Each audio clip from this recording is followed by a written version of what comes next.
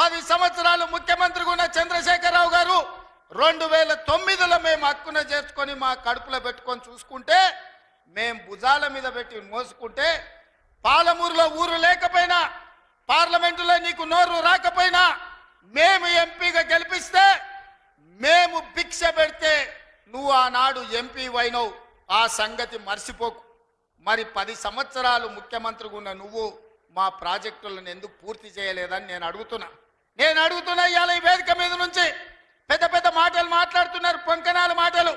ఇవాళ నేను అడుగుతున్నా చంద్రశేఖరరావు గారిని, 10 సంవత్సరాలు ఈ తెలంగాణ రాష్ట్రానికి 2 సార్లు నువ్వే ముఖ్యమంత్రి కదా, నీదే ప్రభుత్వం కదా, మా జూరాల ప్రాజెక్టు పూర్తి ఎందుకు కాలే?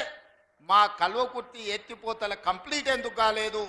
మా నెట్టంపాడు, మా కోయిల్ సాగరు, మా సంగం బండలో ఒక బండ అడ్డం పడితే 10-15 కోట్ల రూపాయలు ఇవ్వక బండ బగలగొట్టక 10,000 ఎకరాలు పల్లెల్లో ఎడారిగా మారితే నీకు మనసు రాలే. సంగం బండలో బండ వలగొట్టలే. కానీ మేము వచ్చిన తర్వాత ఆ బండ బగలగొట్టి ఆ గ్రామాలకు నీళ్ళు ఇచ్చినాం.